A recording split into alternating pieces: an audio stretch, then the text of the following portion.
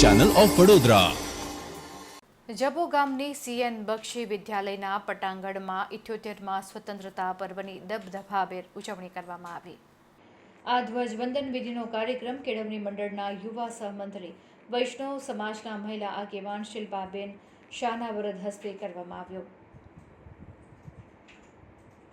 સમૂહમાં રાષ્ટ્રધ્વજને સલામી આપી રાષ્ટ્રગીત ગાન કરીને ભારત માતા કી જય, વંદે માતરમ, મેરા ભારત મહાનના સ્લોગન સૂત્રોચ્ચારથી પટાંગણમાં દેશભક્તિનો માહોલ સર્જાયો હતો। શિલ્પાબેન શાહે ધ્વજવંદન કર્યા બાદ પ્રાસંગિક પ્રવચન કરતા જણાવ્યું કે રાષ્ટ્ર નિર્માણમાં યુવાનોનું ખૂબ વિશેષ મહત્વ હોય છે। તે વાસ્તે શાળાના તમામ વિદ્યાર્થીઓ પોતાની આગવી કળા કૌશલ્ય ખીલવીને રાષ્ટ્રના હિતમાં સહભાગી બનવા આહ્વાન કર્યું હતું। કાર્યક્રમમાં કેળવણી મંડળના આગેવાનો, ગ્રામજનો, આચાર્યો, શિક્ષકો અને શાળાના બાળકો તેમજ વિશાળ જનસંખ્યામાં ઉપસ્થિત રહ્યા હતા। જબુગામ ગામના ઉપસ્થિત સૌ વડીલો અને સમસ્ત ગ્રામજનો તેમજ આપ સૌ વાલા વિદ્યાર્થી ભાઈ બહેનો, આજના આ રાષ્ટ્રીય પર્વ નિમિત્તે હું ખૂબ ખૂબ શુભેચ્છાઓ પાઠવું છું।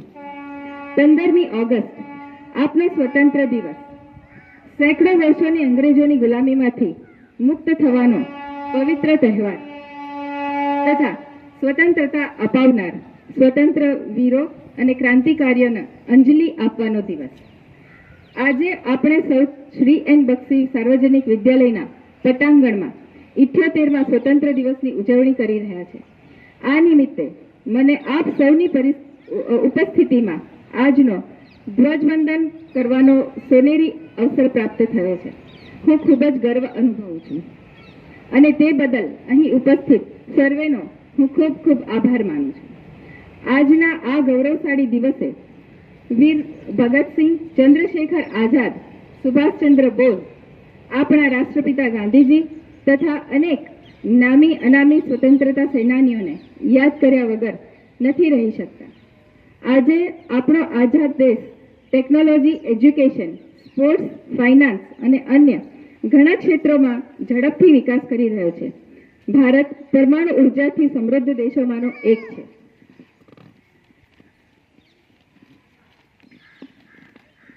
આપણા દેશને આઝાદી પ્રાપ્ત થયા પછી આજની મહિલાઓમાં પણ જાગૃતિ એટલા જ પ્રમાણમાં દેખાઈ રહી છે। વિજ્ઞાન, ટેકનોલોજી હોય કે રમતગમતનું ક્ષેત્ર હોય, દરેક જગ્યાએ મહિલાઓ પોતાનું આગવું યોગદાન આપી રહી છે। આની પાછળ ભારત સરકારના વિવિધ અભિયાન જેમ કે કન્યા કેળવણી અભિયાન, બેટી બચાવો બેટી પઢાઓ અભિયાન, નમો સરસ્વતી યોજના, નમો લક્ષ્મી યોજનાનો ખૂબ મોટો ફાળો છે। આજે મહિલાઓ પુરુષ સાથે ખભે ખભા મિલાવીને આગળ વધી રહી છે। સ્ત્રીઓ શક્તિનું સ્વરૂપ છે। આજે આપણા ભારત દેશના રાષ્ટ્રપતિના સર્વોચ્ચ સ્થાન પર એક મહિલા શ્રીમતી દ્રૌપદીજી મુર્મુ બિરાજમાન છે।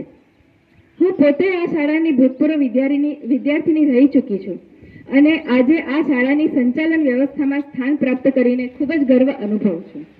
આ સ્વતંત્રતા દિવસ પર ચાલો આપણે આપણી આઝાદીને આનંદથી ઉજવીએ, પરંતુ ભારતના ભવિષ્ય પ્રત્યેની આપણી ફરજો અને જવાબદારીઓને પણ યાદ કરીએ। દરેકને રાષ્ટ્ર માટે પ્રેમ, ગૌરવ અને બલિદાન આપવાની ભાવના હોવી જ જોઈએ। ચાલો સાથે મળીને આપણે ભારતને એક એવું રાષ્ટ્ર બનાવી શકીએ કે જે વૈશ્વિક સ્તરે શ્રેષ્ઠ છે અને વિશ્વને પ્રેરણા આપતું રહે।